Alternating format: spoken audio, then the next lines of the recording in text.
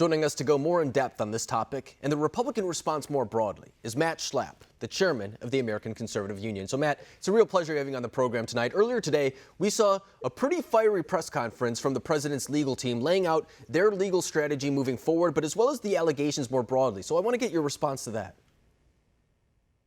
Yeah, I mean, our theme, I'm sitting here in Las Vegas, and our theme, as the theme of this effort overall, is to expose the truth, to talk about the facts, and to discuss the math of the election and the science of the election. There's a mantra in too many national press outlets to say somehow the campaign is not exposing the voter irregularities or the illegal ballots. And I can tell you in the state of Nevada, we have thousands of examples.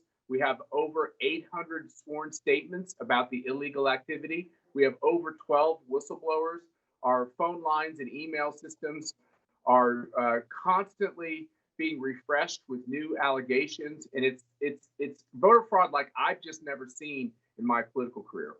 And, you know, right after the election, for example, I remember when the first allegations of voter fraud came out, and a lot of those in the media would say, well, it's an anomaly. And then a couple more came out, and they're like, well, it's not widespread. And now when there are, for example, hundreds of affidavits, as the Trump campaign says, that are, the line from the media I've heard recently is, well, it wasn't targeted or anything like that. So when it comes to the media's coverage of what we've seen over the past couple of weeks, do you think that they're doing the American people a disservice by not covering it appropriately? You know, whenever there's a problem in your life, a problem in your job, and you just try to avoid it, it usually gets worse if it's a serious problem. When you have a serious problem like we just had in this election, where you have thousands and thousands and thousands of illegal ballots in these states getting in the tally, what the national news media is saying, suck it up, Buttercup. There's nothing you can do about it. It's too late. And for 73.3 million Americans, it's not an acceptable answer. They think somehow Donald Trump should have won this election. And there's all of this clear evidence of wrongdoing. What I suggest as a country we do is, instead of ignoring the problem, expose it. Expose it to the sunshine. Expose it to transparency. If the thousands of pieces of information we've uncovered in Nevada, if the media would actually cover it, what I think will happen is these electoral votes will be awarded to Donald Trump in a court of law, and politicians will support that decision. By the way, in all these states, maybe all of this doesn't go our way.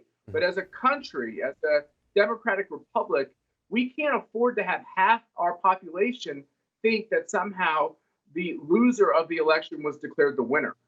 And, you know, just recently I saw a poll from Reuters, which I know laugh at polls, but it still says that 70% of Republicans don't have faith in this most recent election and the outcome of it. And I think no matter where you stand politically, that is a bad thing. I mean, I've talked to a lot of conservatives on this program who say the same thing. If Joe Biden won, so be it. But I want to know that he won fairly, and I want to know that this election was accurate. And right now, a lot of people don't have faith in that system. And I know that very early on, for example, too, you voiced some frustration about members of the Republican leadership not standing up and not saying, let's make sure that we verify these results. Let's make sure this doesn't happen again. Are you pleased with the way that Republicans have been handling this more recently? Well, look, I think we have a very weak Secretary of State in the state of Nevada. I think we have a very weak Secretary of State in the state of Georgia, both Republicans. I'm disappointed that they would actually take steps that would prevent the security of a signature match on a mail-in ballot. Half the ballots in Nevada were sent through the mail. A third of the ballots in Georgia went through this mail-in process. If you can't verify the name on the front end, which they did not do, and then you don't have any security on the back end when the ballot comes in, then essentially it's like having no registration to vote at all. Anybody can get through that system, and anybody can win under that scenario. And when it comes to these polls, I would just tell you, every poll shows you that if you're a Trump supporter or you're a conservative, you're less likely to tell pollsters what you think.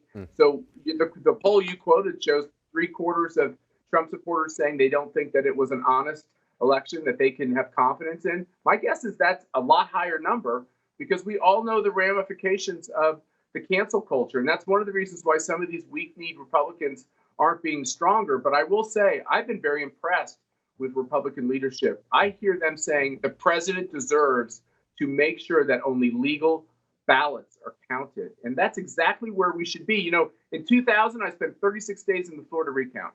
I spent Thanksgiving in a Marriott in Fort Lauderdale with Wayne Newton, believe it or not. And we didn't resolve that election to the feast of Our Lady of Guadalupe well into December. We did the right thing as a country and got to the right answer. We should do the same thing again. Let the president take the responsible legal steps so that only legal ballots can be counted. When we're done with that process, then we'll know who won this election. And Matt, I've heard Republicans have this conversation before. For example, saying we need voter identification. We need to make sure that mail-in voting is safe.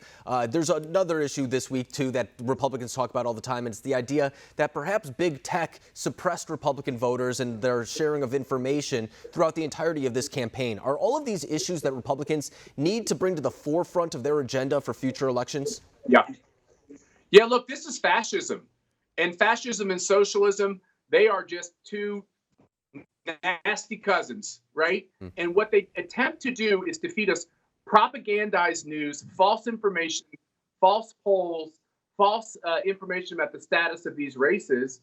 And then when we try to counter that, they try to shut us down. And so big tech is as big a problem as big left-wing news media outlets, which is as big a problem as the cheating that goes on in a county like Clark County in Nevada.